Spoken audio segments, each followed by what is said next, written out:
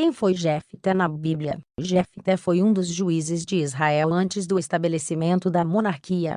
Jefté julgou Israel por 6 anos e libertou os israelitas da opressão dos amonitas.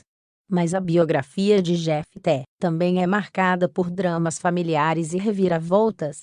A história de Jefté na Bíblia está registrada no livro de Juízes. Na Bíblia, Jefté é descrito como um homem valente, um guerreiro valoroso. Juízes 11:1. Jefté era um gileadita, ou seja, ele era da região de Gileade. Inclusive seu pai se chamava Gileade. Mas a mãe de Jefté era uma prostituta. Isso fazia de Jefté um filho bastardo. Então os irmãos de Jefté, que eram os filhos legítimos de seu pai dentro do matrimônio, expulsaram Jefté de Gileade. A história de Jefté na Bíblia. A história de Jefté começa a se desenvolver na narrativa bíblica a partir de sua fuga para a terra de Tob. Juízes 11:3. Os estudiosos dizem que provavelmente Tob ficava a leste de Ramote Gileade. A Bíblia diz que em Tob, um grupo de homens levianos se juntou a Jefté. O texto bíblico diz que aqueles homens seguiam Jefté, mas não explica exatamente o que eles faziam. Alguns comentaristas sugerem que eles saqueavam outros grupos. Nesse tempo aconteceu que os amonitas se levantaram contra Israel. Então os anciãos de Gileade foram procurar por Jefté. Obviamente isso tinha a ver com a fama de Jefté como um guerreiro de valor. A opressão do povo de Amon sobre Israel era muito dolorosa e durou 18 anos. Isso explica o fato de os líderes israelitas terem ido implorar a ajuda de Jefté, o filho de uma prostituta, e que foi rejeitado por seus irmãos, passou a ser visto como o homem capaz de libertar Israel do jugo dos amonitas. Inclusive, é bem possível que seus irmãos estivessem entre os anciãos que foram pedir que Jefté os liderasse. Naquela ocasião, Jefté relembrou o fato de ele ter sido odiado e expulso da casa de seu pai pelos gileaditas. E Jefté também percebeu que eles só tinham ido procurá-lo porque estavam em grande aperto. Os anciãos de Gileade, no entanto, admitiram que dependiam de Jefté para o combate contra os amonitas. Eles também prometeram que Jefté seria o líder sobre todos os moradores de Gileade. Dessa forma, Jefté concordou em voltar com os gileaditas, e foi reconhecido pelo povo como seu novo líder.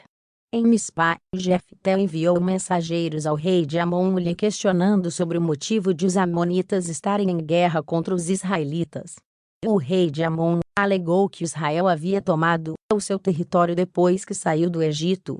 Então Jefté explicou ao rei de Amon como Deus havia agido poderosamente em favor dos israelitas no passado, desde sua saída do Egito. Nesse ponto Jefté se mostrou familiarizado com a Escritura, embora tivesse estado longe nos últimos tempos.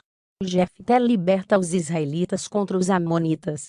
A Bíblia diz que o rei de Amon não deu ouvidos às palavras de Jefté, tornando o conflito inevitável. Juízes 11:28. Contudo, naquele contexto, o autor do livro de Juízes diz que o Espírito do Senhor veio sobre Jefté, e ele atravessou por Gileade e Manassés, porque passou até Mispá de Gileade, e de Mispá de Gileade passou até aos filhos de Amon. Nesse ponto ocorreu o evento mais complicado da história de Jefté. O texto bíblico informa que ele fez um voto a Deus no qual se comprometeu a oferecer ao Senhor em holocausto aquilo que primeiro lhe saísse ao encontro da porta de sua casa, se Deus entregasse aos amonitas em suas mãos. Conforme o livro de Juízes, Deus deu a vitória aos israelitas, e a opressão dos amonitas terminou. O registro bíblico informa que houve grande mortandade entre os amonitas em dezenas de cidades, e eles foram subjugados diante dos israelitas. Mas quando Jefté voltou à sua casa em Mispá, aconteceu que sua única filha lhe saiu ao encontro. Nesse momento Jefté se lembrou do voto que havia feito e ficou muito abatido. Aqui há diferentes interpretações entre os estudiosos sobre a natureza desse voto.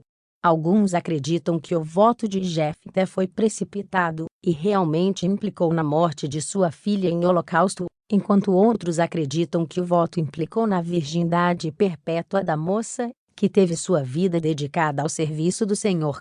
Se a primeira opção estiver correta, então Deus não aceitou o voto de Jefté, pois Deus sempre abominou os sacrifícios humanos. Nesse caso, Deus deu a vitória aos israelitas, mas nada teve a ver com o voto inconsequente de Jefté. O fim da vida de Jefté. Após ter derrotado os amonitas, Jefté ficou como juiz em Israel por mais alguns anos. Durante esse tempo, Jefté ainda teve de lidar com conflito contra os efraimitas. O povo da tribo de Efraim acusou Jefté de deixá-los de fora do conflito contra os amonitas.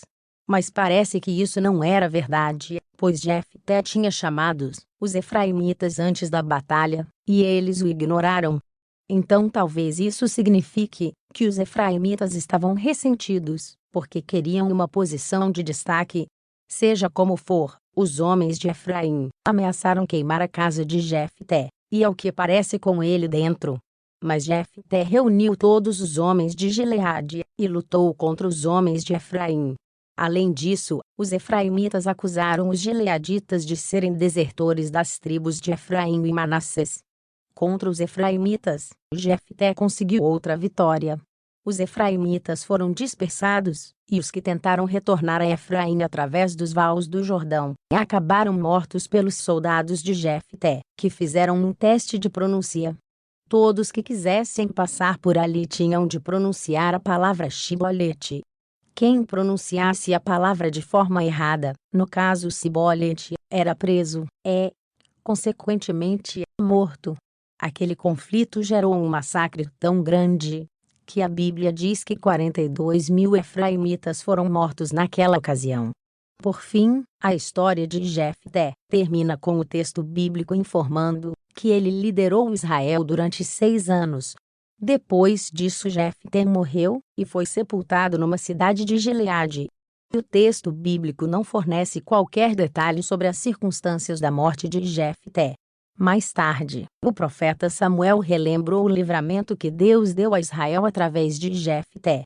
No Novo Testamento, Jefté também é mencionado na carta aos Hebreus, como um dos nomes da galeria dos heróis da fé.